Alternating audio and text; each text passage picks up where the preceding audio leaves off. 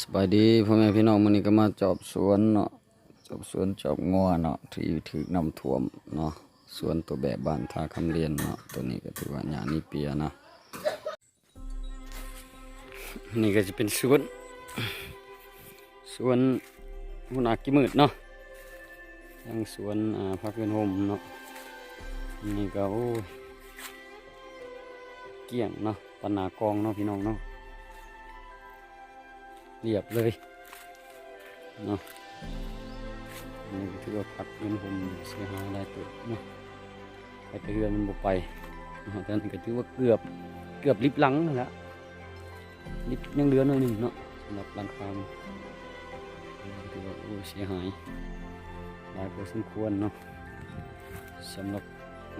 พักเพื่อนโฮมเนาะ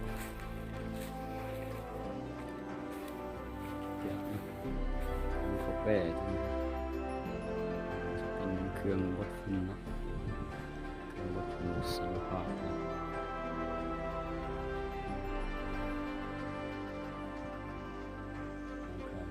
ตัวที่ดังสีดำนี่ก็มันก็ปุ๋ยเลยเนาะ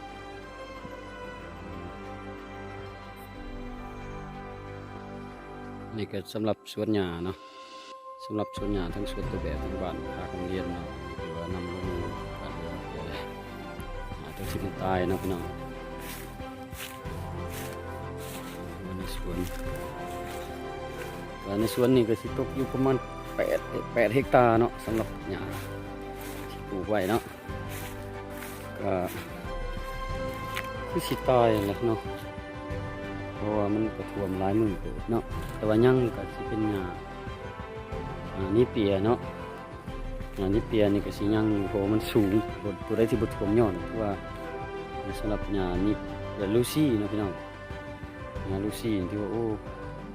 ก็หมดแล้วเนาะแนวหญ้าลูซี่นี่ก็ถ้าคิดว่ากันน้ำบ่ท่วมก็คือสิได้เก็บในก็คือสิได้ผลนะครับก็คือสิสูงนี่เนาะแต่ว่ามันก็เกี่ยงแหลบเนาะสำหรับสวนเนาะนี่ก็มีเวลาเอามาจอบสวนหน่อยหนึ่งเนาะงัวเนาะงัวกระจอยแล้วสวนนี่มากินก็บ่มีหลายเนาะกำลังติดต่อเฟืองเนาะกำลังติดต่อเฟืองทางการกิจกรรมเนาะทั้งยานี่เปียนะก็ถือว่า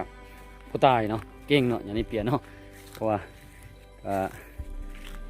นี่เนาะยานี่เปียนี่ถือว่ามันบ่ท่วมย้อนถือว่าบ่ตายเนาะนี่ถือว่า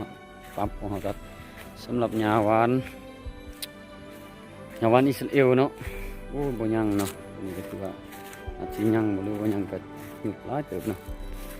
นี่ก็ถือว่ายาหวานอิสราเอลเนาะยาหวานอิสราเอลนี่ก็คิดว่าสิตายเลยเนาะแต่ว่ามันแต่ว่าอยู่จุดนี้มันที่สูงก็ว่าท่วมอยู่ประมาณเมตรปลายนะสำหรับนี้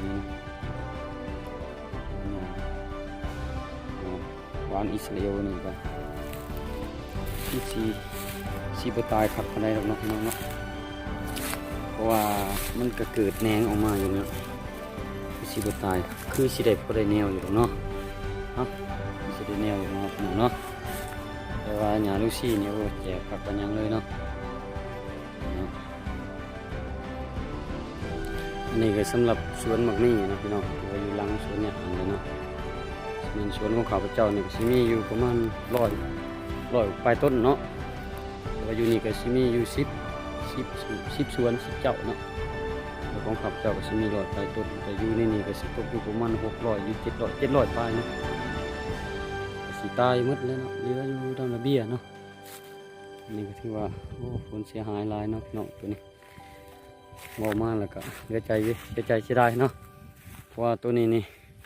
ก็ลงทุนโอ้ก็บ่ได้น้อยทางโครงการเพิ่นก็ช่วยเหลือเนาะแต่ว่าอยู่ในเขตนี้ธรรมดาก็นำก็บ่ท่วมเลยเนาะแต่ว่าอันนี้มันอยู่ในรอบ41 ปีเนาะที่ว่าถูกท่วมนี้แต่ว่าปลูกข้าพเจ้าปลูกมีไปนี่ก็สิอยู่นี่2 ปีเนาะอันนี้คือว่า2 ปีเลยเนาะคิดว่า5 ปีคือจะได้เก็บหมากแต่ว่ามาเห็นสภาพแบบนี้ก็โอ้เมื่อยหลายเนาะพี่น้องเนาะสำหรับครอบครัวข้าพเจ้านี่ก็อะไรทั้งไหนาตะกะอะไรทั้งรถที่ถูกท่วมเนาะแล้วก็อะไรทั้ง สวนหญ้าเนาะแล้วสวนมักมีก็บ่รุดและเศร้าหาล้านหน่อยๆเนาะพี่น้องเนาะสำหรับการเสียหายสำหรับของข้าพเจ้าผู้เดียวได้บ่เห็นว่า หลายครอบครัวเนาะพี่น้องเนาะอันนี้ก็ถือว่าต้นมันยังนี่ตีตามไอ้น้องรายงานเบื้องต้นเนาะก็ถือว่ายังแต่3 ต้นเนาะภายในสวนนี่ในสวนนี่ถือว่ายังอยู่ประมาณ3 ต้นเนาะที่ว่าปลูกไปอยู่ใน720 ต้นเนาะถือว่ายังเหลือนี่ประมาณ3 ต้นเนาะถือว่าน้ำท่วมครั้งนี้ก็ถือว่าโอ้เสียหายร้ายเนาะสำหรับสวนตัวแบบบรรเทาทำเลียนนี่มันก็สิตกอยู่12 เฮกตาร์เนาะนี่แหละตัวที่ยั่งได้หันพี่น้องแต่ว่าบ่ฮู้ว่าเพิ่นสิอายุยืนถึงได้อีกเนาะตัวที่ยั่งอยู่นี่ก็แนวเห็นนี่มีอยู่2 ต้นเนาะ